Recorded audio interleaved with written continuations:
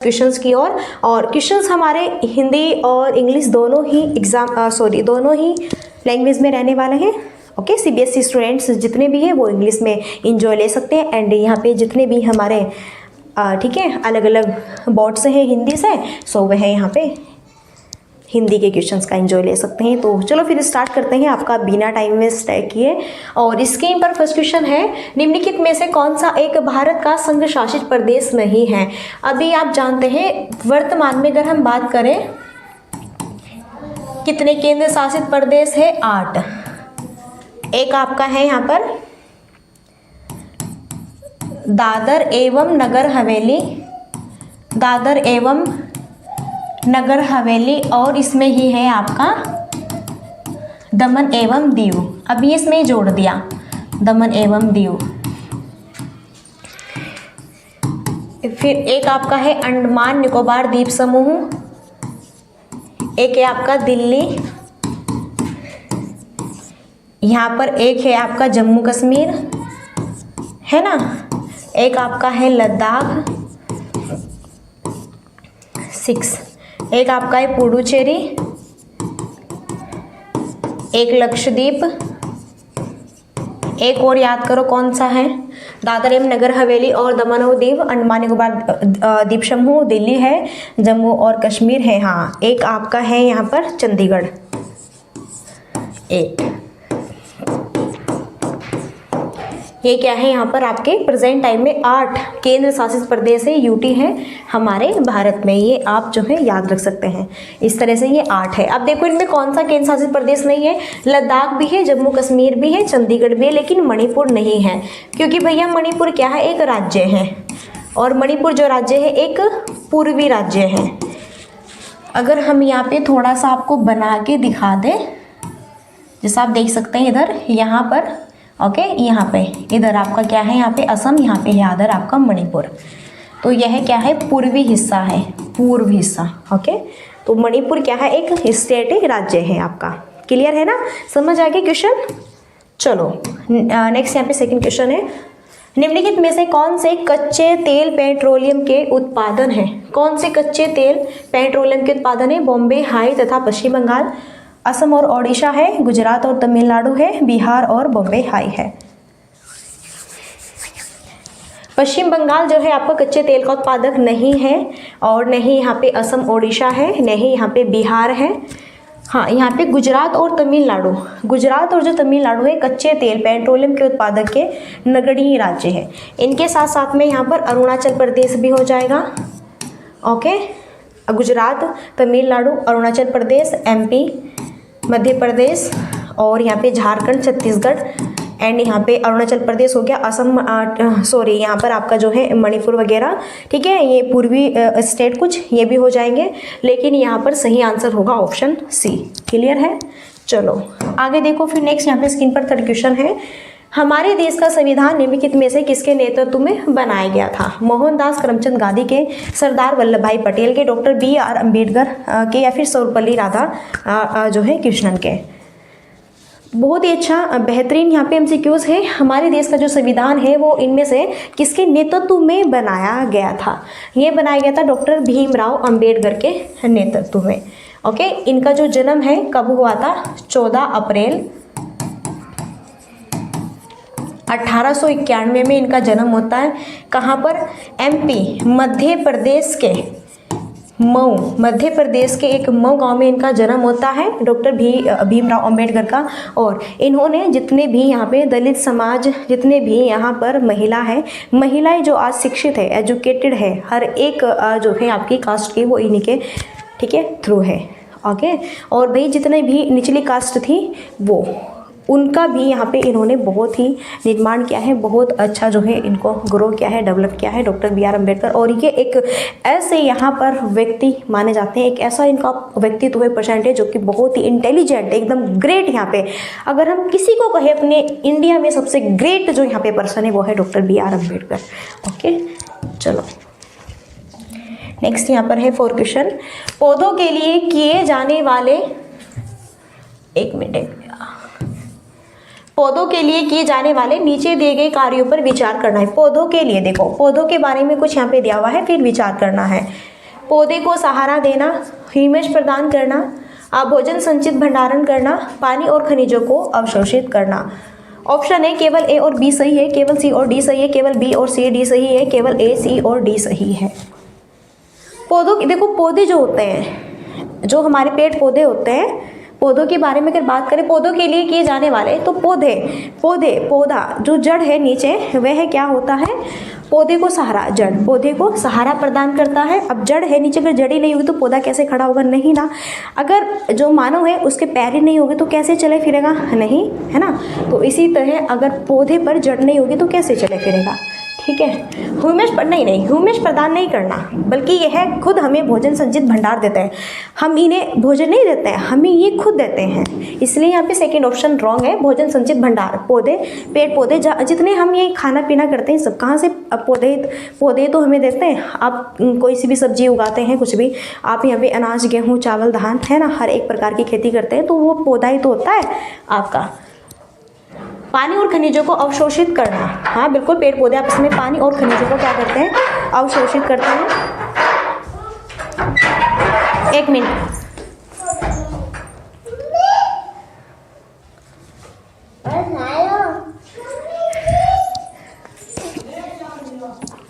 एक मिनट रुको।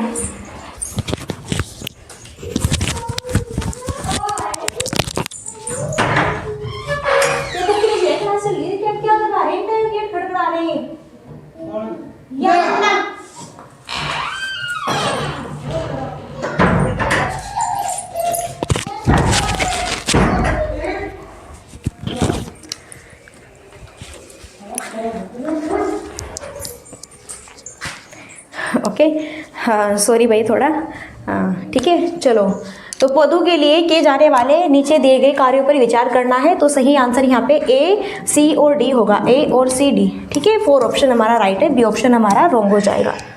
और ये क्वेश्चन आया हुआ है सीटेट में। नेक्स्ट, निम्नलिखित में से खाद्य पदार्थों के उस समूह को चुनना है जिसके प्रत्येक सदस्य में लौह तत्व प्रचुर मात्रा में, लौह जो तत्व है वो प्रचुर मात्रा में होना चाहिए।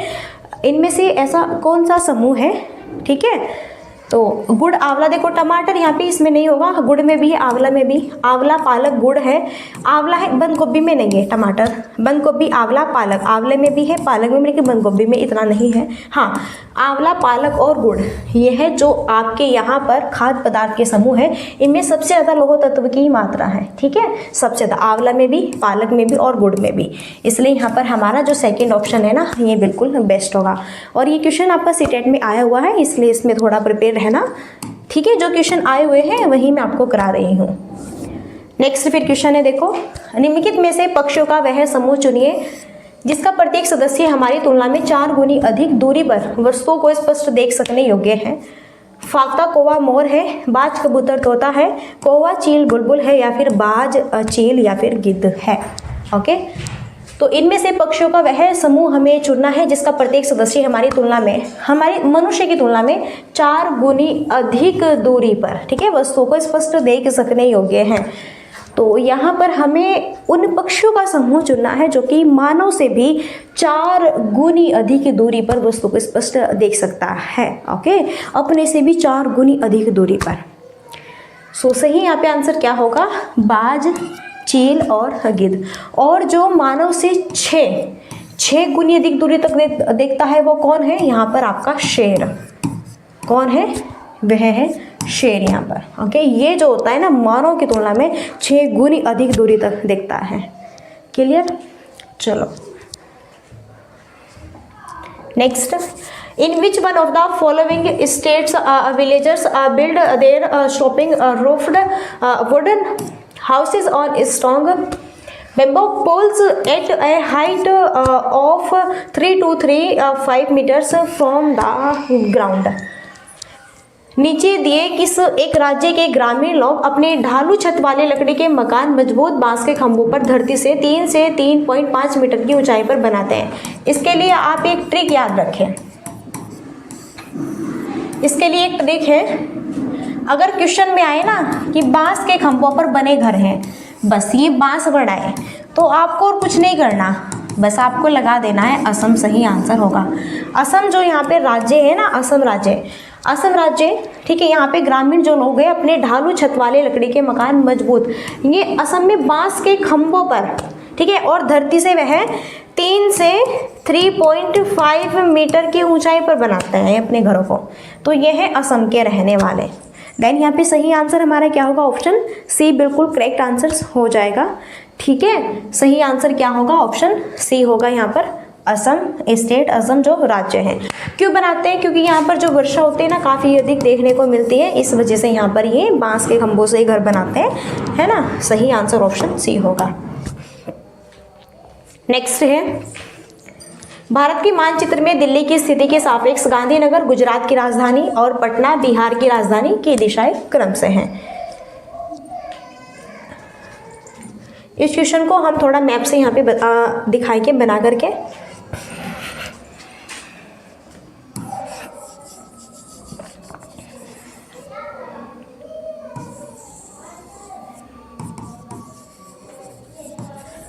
ठीक है, ओके। तो यहाँ पर है क्या? दिल्ली, दिल्ली, और यहाँ पर है गुजरात, गांधीनगर, गांधीनगर ऐसे, और यहाँ पे बिहार की राजधानी पटना, बिहार यहाँ पर है पटना, ओके। तो इस माध्यम से ऐसे, और ये राउंड है, तो ये जो राउंड है ना इधर, ये आपका आएगा यहाँ पे, देखो ये जो राउंड आ रहा है ना, ये इधर इधर, तो ये आ जाएगा आपका दक्षिण और पश्चिम, दक्षिण और पश्चिम में। और ये वाला जो राउंड है, ये वाला राउंड, ये भी आ जाएगा आपका दक्षिण और पूर्व में। इसलिए इसका सही आंसर क्या होगा? दक्षिण पश्चिम और दक्षिण पूर्व इसका सही आंसर हो जाएगा। ये जो दिशा है, देखो भारत के मानचित्र में दिल्ली की स्थिति यहाँ पर है, यहाँ पर क्या है? दिल्ली की स्थिति है। इसके सापेक्ष गांधीनगर गुजरात, गुजरात राज्य की कैपिटल है, गांधीनगर यहाँ पे आएगा। फिर इसके सापेक्ष बिहार की राजधानी, ठीक है, पटना, पटना, फिर बिहार यहाँ पर है, यहाँ पे उत्तर प्रदेश है, इधर यहाँ पे बिहार है, इसकी राजधानी बिहार की पटना यहाँ पे आएगी। तो इस माध्यम से इसकी जो डायरेक्शन ये होगी,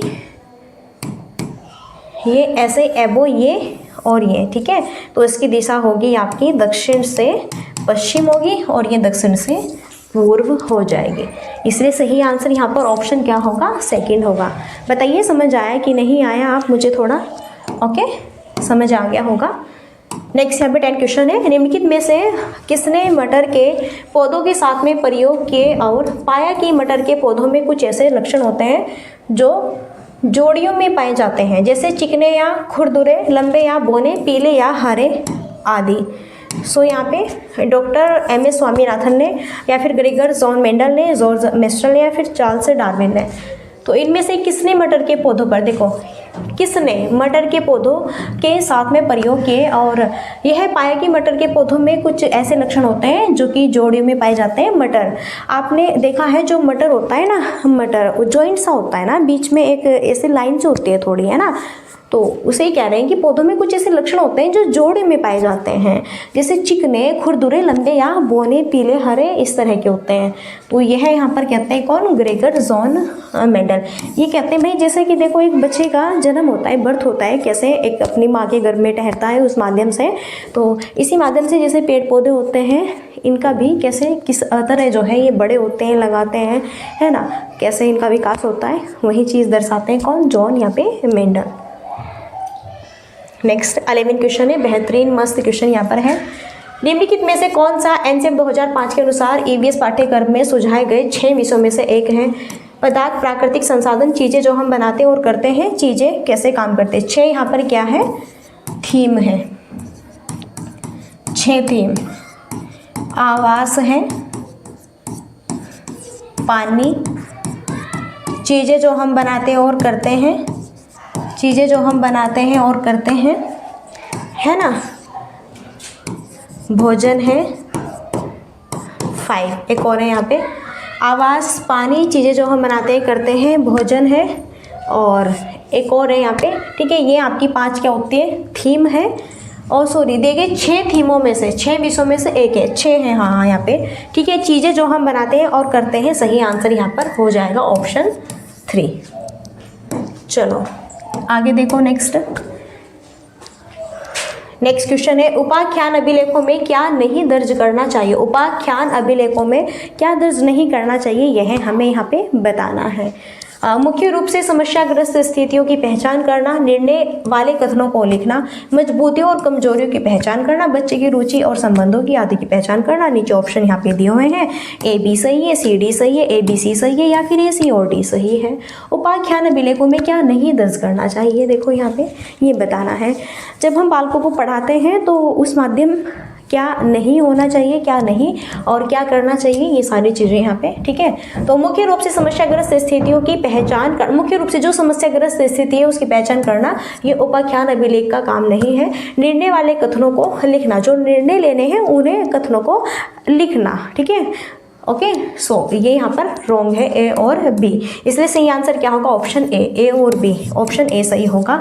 यानी कि मजबूती और कमजोरी की, हाँ, उपाख्यान अभिलेखों का कार्य होता है मजबूती और कमजोरी की पहचान करना। अगर हम उसे कुछ भी पढ़ा रहे हैं यहाँ पे, और भाई देखो हर एक बालक को कहीं ना कहीं कुछ ना कुछ दिक्कत फिर तो होती है, कहीं ना कहीं कुछ कमजोरी, उसकी कमजोरी की पहचान, ठीक है। बच्चों की रुचि और संबंध आदि की पहचान, बच्चों की क्या क्या रुचि है उसी के तो आधार पर हम देखते हैं। अब ये थोड़ा है ना कि भाई अगर बच्चा फर्स्ट क्लास का है तो हम उसे 5 क्लास वाला लेवल पढ़ाएंगे, फिर अगर 5 क्लास का है तो हम उसे 8 क्लास का लेवल पढ़ाएंगे, 8 क्लास का है तो 10th क्लास का। नहीं, उसकी कैपेसिटी, क्षमता, उसकी रुचि, उसके संबंध, रिलेशन से क्या है, क्या हर एक चीज़ प्रिपेयर यहाँ पे करेंगे, उसी के आधार पर यहाँ पर हम उसे शिक्षा प्रोवाइड कराएंगे, ठीक है। लेकिन ए और बी इसका यहाँ पर जो है ये आपका कथन नहीं है, तो इसलिए यहाँ पे ऑप्शन ए करेक्ट होगा।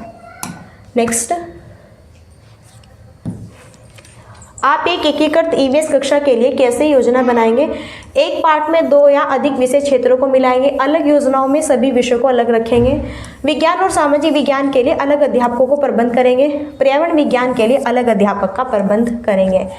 आप एक एकीकृत ईवीएस कक्षा के लिए कैसे योजना बनाएंगे? एकीकृत एक समावेशी कक्षा है, तो उसके लिए आप एक बेस्ट टीचर है, उसके लिए अपनी क्लास के लिए कैसे योजना बनाएंगे? देखो आप कुछ भी पढ़ाते हैं, आपका क्या सब्जेक्ट है, आप क्या पढ़ाएंगे क्या नहीं पढ़ाएंगे, तो उसके लिए आप यहाँ पे सोचेंगे, जानकारी लेंगे, निर्णय लोगे उस पर, और सोचना तभी तो उस माध्यम को देखेंगे क्या पढ़ाना है क्या नहीं। ऐसे थोड़ा ही नहीं कि हम बस कुछ भी, अब देखो मैं आपको पढ़ाऊंगी उससे पहले मैं क्वेश्चंस को देखूंगी, हाँ ये सीटेट लेवल क्या है कि नहीं। ऐसे तो ईवीएस का जो पोर्शन होता है इसमें बहुत सारे एमसीक्यूज हैं। अब क्या हमारे लिए ईवीएस का जो पोर्शन है बहुत लेंथी है, लेकिन ईवीएस के लिए क्या इंपॉर्टेंट है वही तो मैं आपको पढ़ाऊंगी, तो उसके लिए मैं योजना बनाऊंगी, क्वेश्चन को ढूंढूंगी, देखूंगी, लिखूंगी, टाइप करूंगी, सीटेट से रिलेटेड, एग्जाम से रिलेटेड, है ना।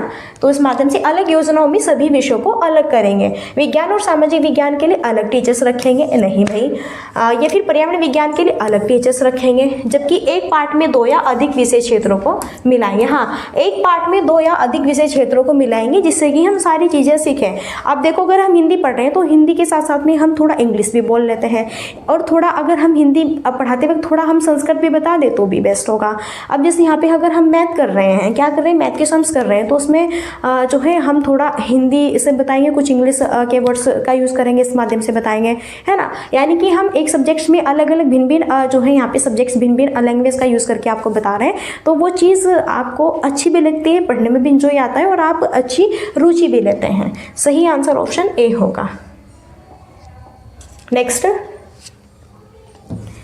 पुनीत ने अपनी कक्षा 5 के शिक्षार्थियों को मानव शरीर की एक रूपरेखा दी और उन्हें भोजन विषय पढ़ाने से पहले पाचन तंत्र को बनाने को कहा। पुनीत चाहता था परीक्षण करना कि शिक्षार्थी नामांकित आरेख बना सकता है, पाचन से संबंधित शिक्षार्थियों के विचारों को प्राप्त करना, अच्छे ड्राइंग कौशलों वाले शिक्षार्थियों की पहचान करना, पहचान की प्रक्रिया पर शिक्षार्थियों का मूल्यांकन करना। सही यहाँ पे आंसर्स क्या होगा? पुनीत ने अपनी कक्षा 5 में शिक्षार्थियों को मानव शरीर की एक रूपरेखा दी और उन्हें भोजन विषय पढ़ाने से पहले पाचन तंत्र को बनाने को कहा। पुनीत एक टीचर है, अपने बच्चों को यहाँ पे, ठीक है, क्लास 5 के स्टूडेंट्स हैं, मानव शरीर की एक संरचना समझा रहे हैं। तो यहाँ पर वो पहले भोजन क्या होता है क्या नहीं, इस विषय को पढ़ाने से पहले पाचन तंत्र, है ना, उसे बनाने को कहा कि भाई पाचन तंत्र बना के दिखाओ, पाचन तंत्र कैसे बनता है, क्या होता है क्या नहीं, ये सारी चीज़ें। तो इसमें पुनीत क्या करना चाहता है, वो बच्चों का नामांकित नहीं कर रहा है और बच्चों को वो यहाँ पे अच्छे ड्राइंग कौशलों के लिए पहचान भी नहीं कर रहे हैं, उनका मूल्यांकन नहीं, ऐसे तुलना वगैरह नहीं करनी है।